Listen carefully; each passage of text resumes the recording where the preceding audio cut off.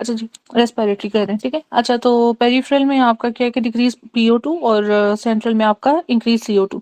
CO2 वैसे chemoreceptors में आपको सेंसिटिव क्या है, CO2, एसिडोसिस या अल्कलोसिस जो भी है, और ऑक्सीजन, ठीक है। अब लोकेशन, अगर PCO2 ज्यादा है तो मतलब ये क्या है, एसिडोसिस है, ठीक है। अच्छा जी, लोकेशन क्या है, प्रेजेंट इन मेडुला, मैं ये पूछ रही थी। जो आपका ब्रेन स्टेम है उधर भी मेडुला में। पैथोजेनेसिस का sensitive to pH of cerebrospinal fluid. तो पीएच किसकी मैटर करती है, CSF की। CSF की जो पीएच है वो कितनी है, इसको हम अभी करते हैं। Decrease CSF pH, increase breathing rate, hyper ventilation करेगा। डिक्रीज CSF पीएच, पीएच मतलब एसिडोसिस हो जाएगी तो वॉश करेगा कार्बन डाइऑक्साइड को, इंक्रीज करेगा हाइपर वेंटिलेशन, ठीक है।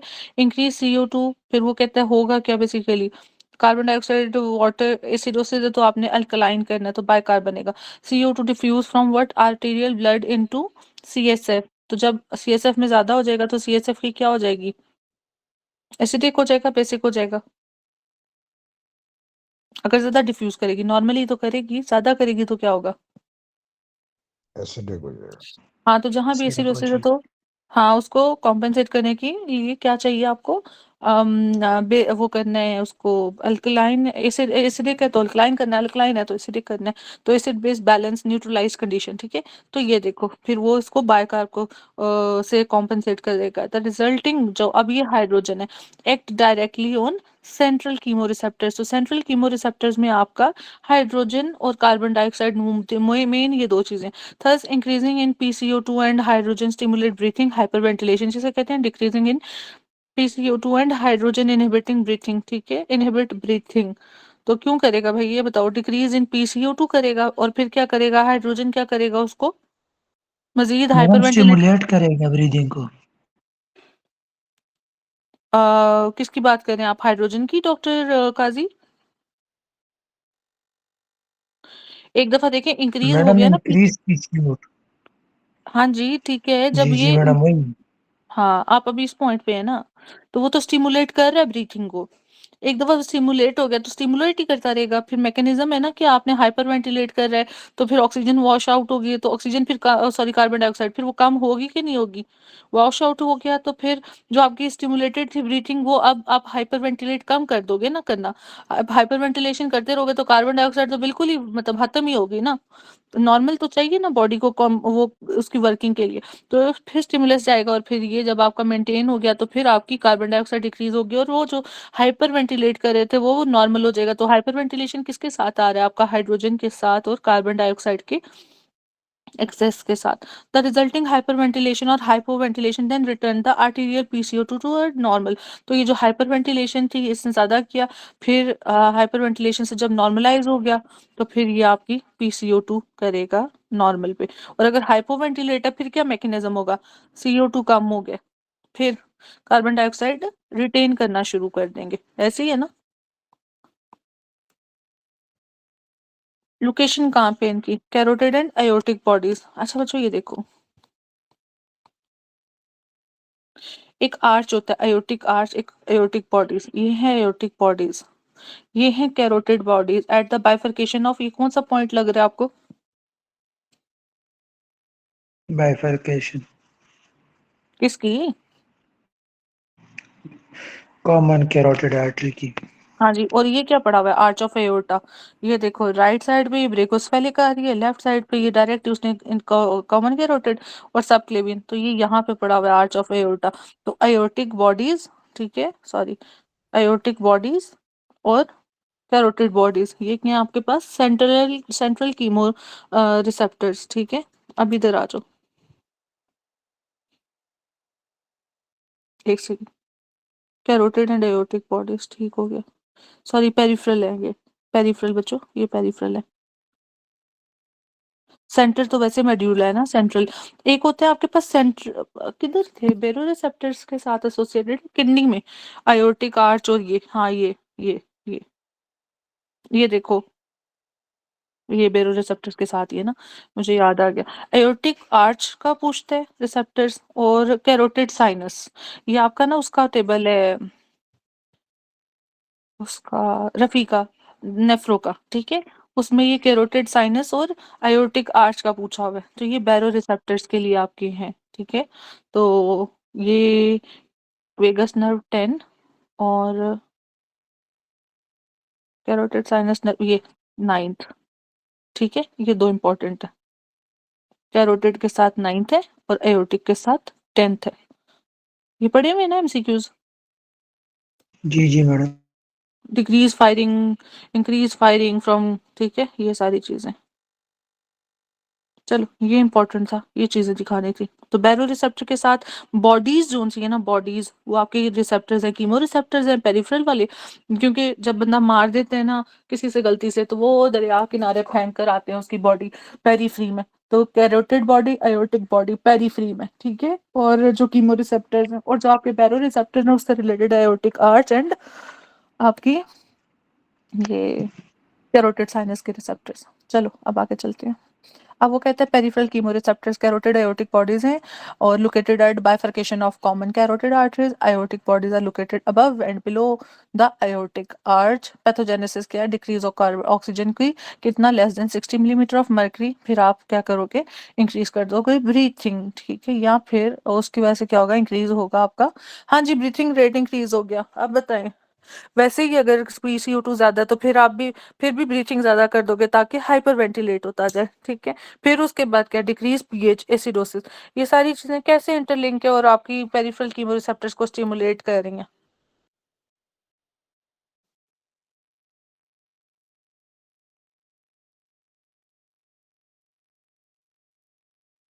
थक गए? जी मैडम सुना है। नहीं सुने नहीं ना, कॉन्सेप्ट बताएं। मैडम सवाल क्या है आपका?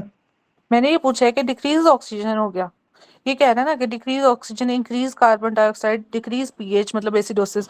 ये सारी चीजें आपके इनको जोन सा है करेगा, एक्टिवेट करेगा। कैसे करेगा? मैडम हमारे पास कीमो रिसेप्टर्स है और एक बैरो रिसेप्टर है मैडम। तो वो सेंस करेंगे कि हमारे पास जो है ना प्रेशर कम हो गया है या कार्बन डाइऑक्साइड ज़्यादा हो गया है। तो हमारे पास जो है ना मेडुला में जो है ना हमारे पास जो रिसेप्टर है उसके लिए मैम सेंट्रल। सेंट्रल नहीं डिटेक्ट सेंटर। करता इंक्रीज CO2।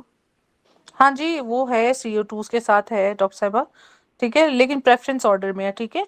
पेरिफेरल की जब बात आएगी ना तो आपने PO2 को प्रेफर करना है PCO2, अगर वो नहीं है फिर PCO2 ही कहेंगे आप इंक्रीज। अच्छा डॉक्टर ओके काजी आगे, ओके। डॉक्टर काजी आगे। डॉक्टर काजी का कॉन्सेप्ट आपने अंदर तोड़ दिए बेचारों का, चलो छोड़ो। अच्छा चलो ये बस समझ लो, ठीक है। इसके साथ है कि decrease CO2, PO2 increase PCO2 और एसिडोसिस, ये सब आपका पेरिफेरल कीमोरिसेप्टर्स को फिर स्टिमुलेट करेगा, ठीक है। अच्छा डिक्रीज, बल्कि नहीं सुनती हूँ ना यार, ये इतना सही था बच्चों। अगला फिर हम अभी करते हैं, पहले जल्दी से इसका जवाब दो। Decrease O2 in blood cells bye,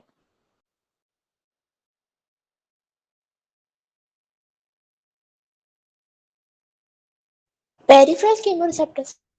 और उसमें कौन कौन से थे? दो carotid body.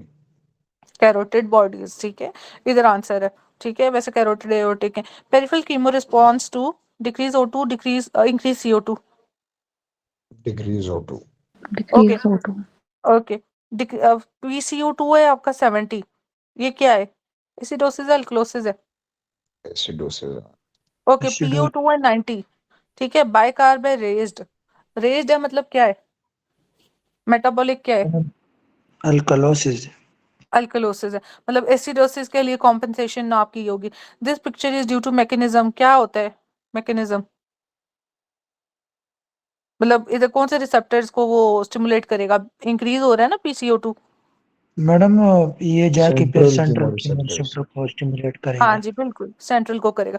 A patient with myasthenic gravis develop paralysis of respiratory muscle, increase PCO2 40 to 60 millimetre of mercury, ठीक है। और इतनी ज्यादा हो गई है, ठीक है। नॉर्मल वैल्यू क्या? 35 to 45। Hydrogen ion concentration in arterial blood pressure, blood from 40 milli equivalent to 50 milli equivalent, ठीक है। तो आपका जो हाइड्रोजन आयन की कंसंट्रेशन आर्टेरियल में वो क्या होगी? 40 से 50 में चला गया, मतलब हाइड्रोजन बढ़ गया।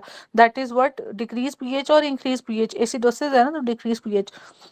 अच्छा व्हाट इज वो क्या था negative log of hydrogen ion, उसको क्या कहते थे?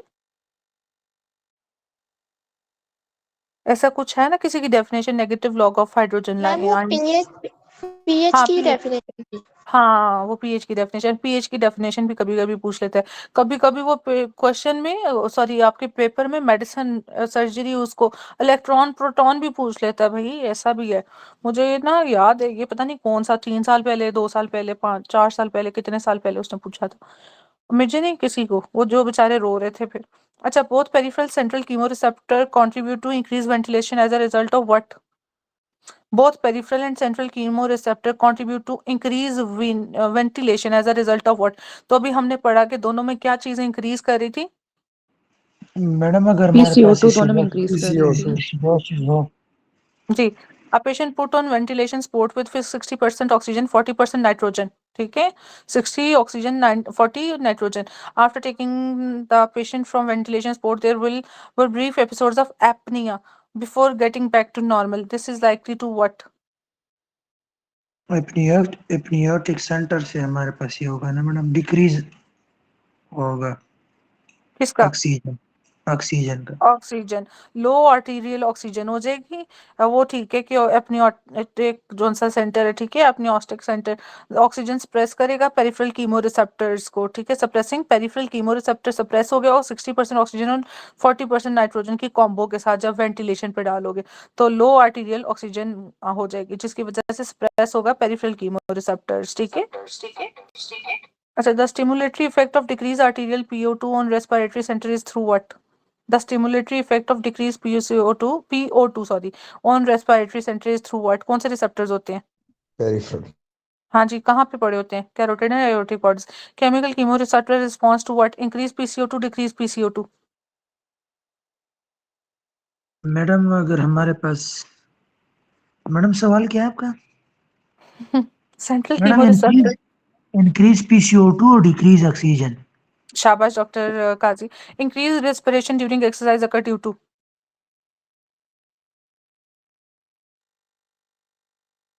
तेज से सांस लेते हो, क्यों लेते हो? उसमें क्या मैडम ज्यादा हुआ हुआ है? PCO2 ज्यादा हो जाता है। CO2 जी जी, हाइपोक्सिक पल्मोनरी वेजोकंस्ट्रिक्शन, हाइपोक्सिया हो गया, पल्मोनरी वेजोकंस्ट्रिक्शन हुआ हुआ इज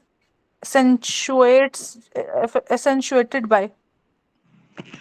मैडम कार्बन डाइऑक्साइड का एमुलेट हो जाए तो हमारे पास जो कंस्ट्रक्शन होती है पल्मोनरी सिस्टम में।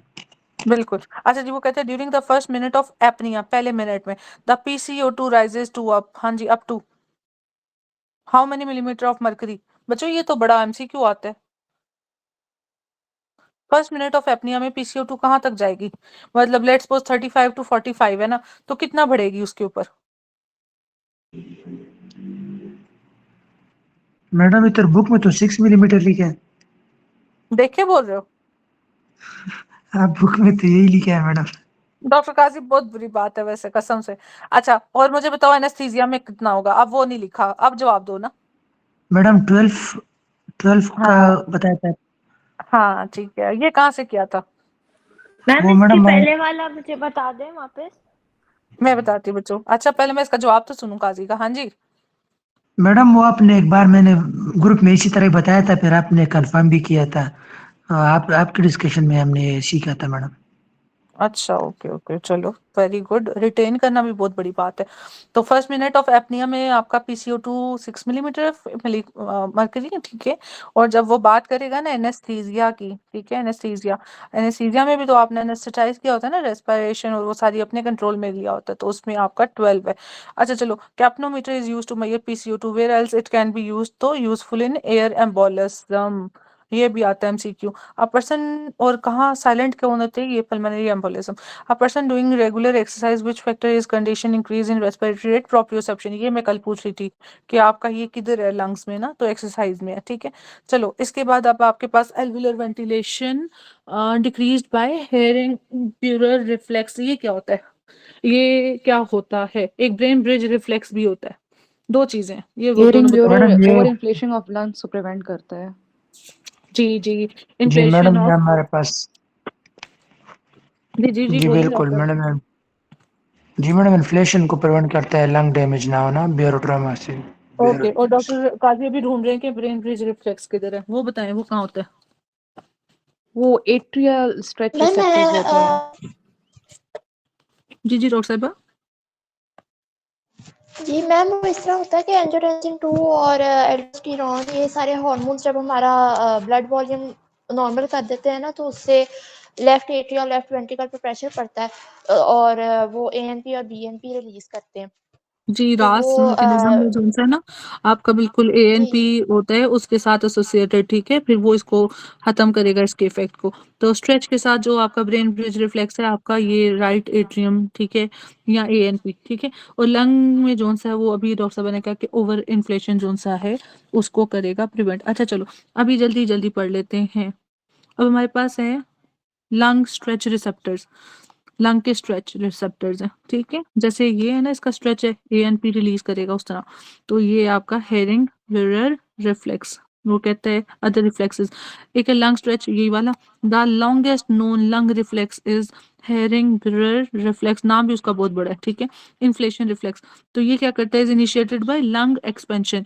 तो इधर जब एट्रिया भी स्ट्रेच होगा, स्ट्रेच से एक्सपैंड करता है ना, ठीक है, तो लंग भी जब एक्सपैंड कर रहा है, ओवर इन्फ्लेशन हो रही है, तो वो क्या करेगा, विच एक्साइट स्ट्रेच रिसेप्टर्स, तो यहाँ पे स्ट्रेच रिसेप्टर्स हैं। Stimulation of these receptors which send signals to medulla by vagus nerve shortens inspiratory time.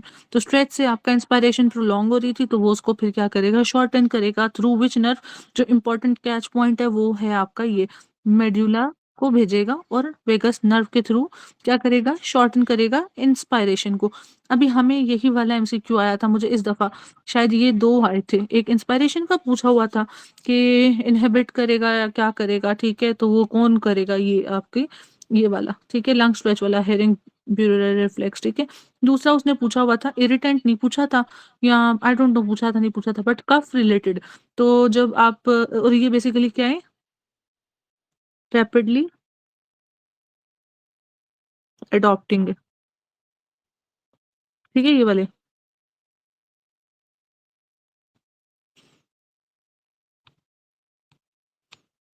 अच्छा, तो located between the airway epithelium, stimulated by noxious substance dust pollens, ठीक है, तो ये कहाँ पे पड़े हुए हैं, ये अब एमसीक्यू आता है। दे लाइन एयरवे एपिथेलियम सेल्स, ठीक है। अच्छा जे जक्स्टा कैपिलरी रिसेप्टर्स, अब ये किधर पड़े हुए हैं, एल्विलर वॉल्स के पास, क्लोज टू द कैपिलरीज, दोनों एक जगह पे हैं, ठीक है। ये क्या करेंगे, इनगॉर्जमेंट करेंगे पल्मोनरी कैपिलरीज को, as in left heart failure. तो क्वेश्चन वो पूछता है कि लेफ्ट हार्ट फेलियर से रिलेटेड कौन से, ये जक्स्टा कैपिलरी रिसेप्टर्स, ठीक है। तो ये क्या करेंगे, रैपिड शैलो ब्रीथिंग, रैपिड मतलब क्या है, हाइपरवेंटिलेट कर रहा है, हाइपोवेंटिलेट कर रहा है, हाइपरवेंटिलेट कर। जी, ठीक है, यही सब कुछ वो पूछते हैं। और मैडम बस 5 मिनट का ब्रेक मिल सकता है? डॉक्टर काजी, बस मैं ना ये जो आपको नीचे है ना ये वाला, ये पढ़ा के तो बस खत्म कर रही हूँ, ठीक है, आज इतना ही है, रेस्पिरेटरी आज ज्यादा नहीं है, ठीक है, ओके फिर जो मैडम। मर्जी करो, क्योंकि मुझे नहीं लगता ये 2 क्लासों से होगा काम, अब ये न्यूरो भी है और वो भी है। मैडम ये है कि अगर क्वेश्चन आप थोड़े से कम कर दे तो फिर इसमें थोड़ा सा हम दौड़ सकते हैं। दौड़ तो सकते हैं मगर क्या करूं, मेरे अपने क्वेश्चन कम नहीं होते, 10 तो मुझे आ जाते हैं। हाँ जेन्युइन ना, मतलब और फिर मैं सुबह पूछती हूँ। सुबह क्लास रख लेंगे ना मैडम, तब 2 वो कुछ बजे में बच्चे ना, क्लास लेंगे। वो 2 बजे भी करो तो, असल 2 बजे ना 1-2 पेशेंट आया होता है, तो मैं इसलिए फिर ना स्टार्ट नहीं करती हूँ, मैं 3 बजे करती हूँ, आज भी आया हुआ था, हो जाएगा इंशाल्लाह, कोई नहीं। चलो, Hering Breuer reflex will lead to inhibition of what, dorsal neuron of central respiration और वेंट्रल न्यूरॉन, DIVE, मैडम याद डोर्सल करो। न्यूरॉन। क्यों? मैडम आपने बताया ना कि हमारे पास इन्फ्लेशन को वो करता है, लंग्स को प्रिवेंट करता है, तो हाँ, डाइव हमारे साथ वो है ना। तो इंस्पायरेशन को ये क्या करेगा, इनहिबिट कर रहा है या प्रमोट कर रहा है? मैडम इनहिबिट इनहिबिट करेगा। करेगा ना। तो बस ठीक हो गया ना, ये कॉन्सेप्ट था। अच्छा जी, एक्टिवेटेड बाय स्ट्रेच रिसेप्टर्स इन, अब ये पूछता है ब्रोंकियोल्स एंड ब्रोंकाई, ठीक है, तो ये कहाँ पड़े हैं, ब्रोंकियोल्स में और ब्रोंकाई में, बेसिकली ब्रोंकाई और आगे ब्रोंकियोल्स में, ठीक है। अच्छा जी, इंक्रीज इन क्या करेगा ये, ड्यूरेशन ऑफ एक्सपायरेशन या ड्यूरेशन ऑफ इंस्पायरेशन, इंक्रीज क्या करेगा, मैडम एक्सपायरेशन को ये डिक्रीज एक्सपायरेशन ओके करेगा तो इंस्पायरेशन ओके, हमारे Okay, irritant receptors in the airway are involved in coughing and bronchoconstriction, coughing and bronchodilation, coughing and bronchoconstriction, bronchodilation. Coughing and bronchoconstriction. शाबाश doctor Constriction, तला madam. जी. A healthy 23-year-old woman report coughing paroxysmal when air temperature is below freezing. Which sensory receptors are most likely to have triggered the response? कौन से receptors हैं इनमें से? Madam जो irritative है जी बिल्कुल. ओके, आगे है वो कहता है कि जक्स्टा जोन से कैपिलरी है is related to what? Left heart failure, renal failure या liver failure? Left Renal ventricular failure. Failure अच्छा चलो, pulmonary embolism occur in what? DVT या इमोबिलाइजेशन या immobilisation madam leading to DVT? DBT. Madam okay जी. ये तो एक ही बात हुई मैडम हाँ जी, बस मुझे एमसीक्यू बनाना नहीं आ रहा था तो मैंने जोड़ दिया. Most common site of thrombi of pulmonary embolism is? Madam most common site जो है ना वो पोप्लिटल वेन है और एम्बोलिज्म की फीमोरल वेन है ठीक है. DVT की popliteal मैम और एम्बुलेंस जी की मैडम हाँ okay, femoral. Most common site of thromboembolism is? Thromboembolism की कॉमन साइट होगी आपकी पॉप्लिटियल और पल्मोनरी एम्बोलिज्म की फेमरल वेन. डॉक्टर काजी ठीक है. चलो, in DVT the emboli first go get lodge into lodge. Pulmonary artery Pulmonary हाँ arteries. जी, lung, pulmonary artery. In men present a man presented with headache, fruncle on tip of nose. तो ये कहाँ पे जाएगा? कौन से एरिया में? Superior ophthalmic से To what? जाएगा. To what? Cavernous Cavernous sinus sinus. Thrombosis जी जी. A 50-year-old man है, history of diabetic retinopathy, MI presented with chest pain, coronary occlusion, commonly due to which? क्यों हुआ है उसको? मैडम एम्बोलिज्म की वजह से हुआ है इसको Okay, thrombosis लिखा हुआ है. Okay, regarding superficial venous thrombosis, which is true? Superficial venous thrombosis कौन सी वेन में होता है? लेग में एक सुपरफिशियल स्ट्रक्चर पड़े हुए हैं जो आपकी वो होती है ना वो फिर आप उसको वेन्स को रिमूव करते हो, ऐसे इंजेक्शंस भी देते हो बास दफा. लॉन्ग मैडम स्टैंडिंग होता है, प्रेगनेंसी में वो होती है. हाँ जी, यस मैडम वो हमारे पास वो थे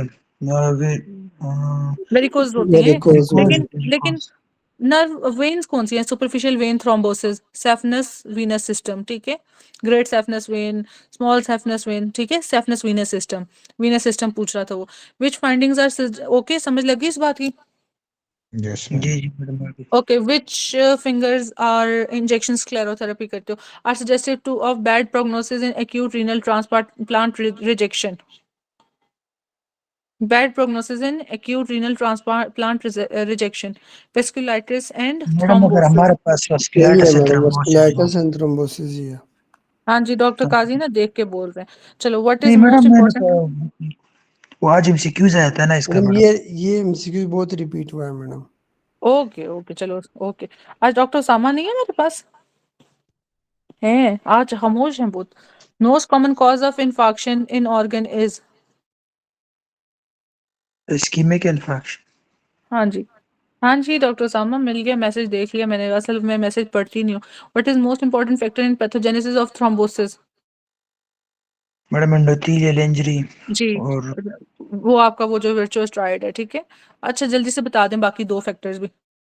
Stasis. मैडम स्टेसिस है और एंडोथेलियल इंजरी और हाँ कोगुलेबिलिटी हाइपरकोगुलेबिलिटी बिल्कुल. अच्छा जी, द मोस्ट ऐसे ना इतने ओखे ओखे लफ्ज हैं मुंह में ही ऐसे लगता है गोल गोल हुए जाते हैं, ठीक है. The most important factor for coagulation to being is begin is rough endothelial madam surface या एंडोथेलियल डैमेज. रफ एंडोथेलियल जी जी सरफेस या जी इंजरी या डैमेज ही हो गया. In DVT emboli first goes lodge which of the following pulmonary artery, which of following is most likely to be genetic cause of thromboembolism. हाँ जी, ये इंपॉर्टेंट है. तो जेनेटिक कॉज फैक्टर 5 लीडन और वो तो है मैडम होमोसिस्टीन, जी नीमिया, होमोसिस्टेन यूरिया. नीमिया नीमिया urea Urea. Urea. Okay doctor Kazi. जी मैडम होमोसिस्टेन्यूरिया अच्छा मुझे भी बताओ कि pulmonary vasoconstriction occur due to what? Reduced alveolar PO2 और reduced alveolar PCO2? Produce Reduce और alveolar PO2. क्या बोल रहे हो, PCO2 या PO2? Oxygen PO2 PO2 Oxygen. हाँ जी, in all organs hypoxia causes vasodilation but it is the opposite in lungs where it causes vasoconstriction. अच्छा मुझे बताओ hypoxia pulmonary vasoconstriction in alveoli through what? Oxygen sensing calcium channels, oxygen sensing sodium channel या potassium channels या अपना chloride channels. Potassium, calcium, sodium. Potassium calcium book बंद कर दो। Madam नहीं है बुक अभी तक जवाब ही दे दी था पोटाशियम जी डॉक्टर साहब पोटेशियम है ठीक है लंग्स में oxygen sensing potassium channel a person travel from sea level 5000 altitude what will occur pulmonary vasoconstriction dilation vasoconstriction कौन सा बबल इधर आएगा इनमें Nitrogen. नाइट्रोजन कौन सा एम्बोलस होगा इनमें ईयर एयर ठीक है कितनी एयर नेसेसरी है एम्बोलस के लिए 100 cc 100 cc. ठीक है increase pulmonary vasoconstriction caused by what high altitude low altitude high altitude high altitude ठीक है which of following occur in high altitude pulmonary vasoconstriction relaxation Constriction. Construction क्यों क्या काम हो रहा है सिस्टेमिक ऑक्सीजन ठीक है atmospheric okay pulmonary artery pressure increase in what hypoxia या hypercapnia हाइपोक्सिया चलो stagnant hypoxia में जो आपकी कॉज है एक्सेप्ट ऑफ हार्ट फेलियर या कुछ एनीमिया है एक्यूट एनीमिया पॉलीसाइथीमिया या thalassemia Polycythemia. Polycythemia okay hypoxia में क्या होता है एक बंदा है उसके पास आए आपके पास HB उसकी 4 हुई है ठीक है उसकी ऑक्सीजन जोन सी है 40 उसके ऑक्सीजन है 60 तो मुझे बताओ ये कौन सा हाइपोक्सिया उसको ये anemic hypoxia. एनीमिक हाइपोक्सिया ठीक है एक बंदा आपके पास आया उसकी ऑक्सीजन भी कम हुई है PO2 भी कम हुआ है पी आर्टीरियल PO2 है 45 और वीनस है उसकी आपके पास 15 तो ये कौन सा ये हाइपोक्सिया उसको hypoxic hypoxia. ठीक है हाइपोक्सिया ओके हाइपोवेंटिलेशन किस कंडीशन में होती है ऑब्स्ट्रक्टिव टाइप में रिस्ट्रिक्टिव में COPD में एम्फाइजीमा में किस में होती है ऑब्स्ट्रक्टिव की बात कर रही हो मैडम हाइपोवेंटिलेशन अच्छा चलो मैं और इजी करती हूँ COPD में होती है एस्थमा में होती है किस में होती है हाइपोवेंटिलेशन मैडम सीओपीडी में अस्थमा COPD ठीक है COPD अच्छा चलो बच्चों इसके बाद आगे चलते हैं हम स्टेगनेंट अच्छा हार्ट फेलियर सीओपीडी में हाइपर नहीं होती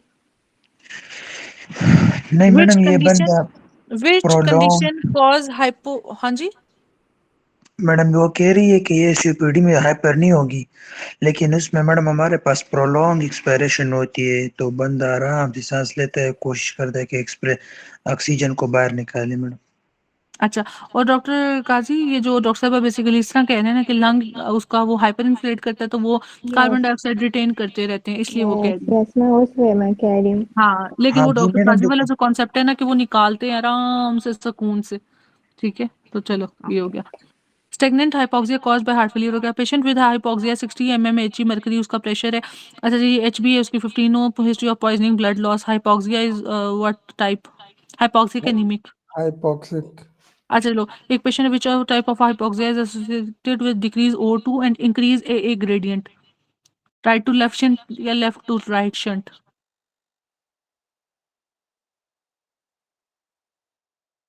लेफ्ट टू राइट एक second which type of hypoxia is associated with decrease oxygen loading या अनलोडिंग ऑक्सीजन कम है and increase AA gradient right to left shunt left to right shunt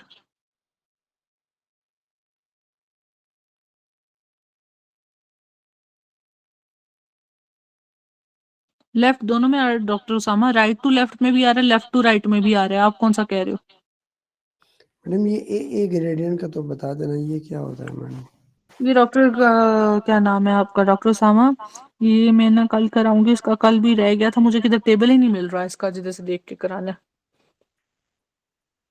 ठीक है ये कल कराते हैं ताकि ये कॉन्सेप्ट क्लियर हो जी मैडम कल ही कराते हैं इसको बस अब ये 2 क्वेश्चन देख लो। मैंने ना असल 2 टेबल्स आप लोगों को अंदर करा दी हैं। अच्छा जी, earlier symptoms of acute anoxic anoxia is, ठीक है? एनॉक्सिक एनॉक्सिया क्या होता है? ऑक्सीजन की सप्लाई नहीं हो रही तो मसल क्या हो जाएंगे? लैसिट्यूट हो जाएगा, ठीक है? मसल को लेथार्जी हो जाएगा सब कुछ। Hypoxic cell injury occurs due to which of the following? Carbon monoxide poisoning. तो हाइपोक्सिया में क्या है कि ऑक्सीजन अगर नहीं है तो बाइंडिंग कैपेसिटी किसकी ज़्यादा है? कार्बन मोनोऑक्साइड की, तो वो एक्सेस हो जाएगा तो poisoning. Anemic hypoxia can occur as a result of, हाँ, एनीमिक हाइपोक्सिया में क्या है? मेथामोग्लोबिनीमिया। एक वो कहता है कि ऑक्सीजन सैचुरेशन ना आपकी सही नहीं आ रही तो फिर क्या बढ़ा हुआ है? तो उसमें मेथामोग्लोबिनीमिया, मेथामोग्लोबिन रेज़्ड होता है, ठीक है? Pulmonary fibrosis madam likely. एक एमसीक्यूज इसके साथ आता है मैडम, बड़ा फेमस। वो कह रहा है मैडम कि हमारे पास कार्बन मोनोऑक्साइड भी होती है और साथ में CO2 भी होता है और मेथमोग्लोबिन में होता है, और लिखता है कि इसमें कौन सा जो है ना वो बेरो रिसेप्टर को ज्यादा स्टिमुलेट करता है, तो वो ये वाला होता है मैडम।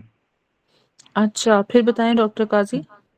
मैडम एक एमसीक्यूज है कि ब्लड में हमारे पास कार्बन मोनोऑक्साइड है, CO2 है और मेथमोग्लोबिनीमिया है, तो इनमें से कौन बेरो रिसेप्टर को ज्यादा स्टिमुलेट करेगा? तो इसका ऑप्शन उन्होंने मेथमोग्लोबिनीमिया लिखा है। हालांकि okay, madam carbon carbon monoxide भी होता है और CO2 भी होता है मैडम, ओके। तो इसकी वजह मैडम क्या हो सकती है? पता नहीं डॉक्टर काजी, इसको तो मैंने खुद रटा हुआ था। ये तो एमसीक्यू मैंने आज तक नहीं देखा। मुझे जो आया वो मैंने आपको बताया कि ये पेरिफेरल जोन्स है आपका, अगर हुआ है, आपका सैचुरेशन ठीक नहीं हो रहा तो वो ये वाले की वजह से। इसको मैं कल देख के बता दूंगी, ठीक है? इसको ये कल करेंगे। चलो, pulmonary fibrosis likely associated with stagnant hypoxia. Pulmonary fibrosis के साथ भी आपकी स्टेगनेंट हाइपोक्सिया है, हार्ट के साथ भी, कार्डियोजेनिक शॉक के साथ भी, और पॉलीसाइथीमिया के साथ। The cause of hypoxia characterized by decrease PO2, तो hypoventilation. Partial pressure oxygen in arterial is greater than decrease in hypoxic hypoxia. Patient है हाइपोक्सिया, PO2 उसका इतना है, ठीक है, कंसंट्रेशन और इतनी HB की, तो हाइपोक्सिया हो रहा है। उसका कौन सा टाइप है? हाइपोक्सिक। अच्छा बच्चों, ये रेस्पिरेटरी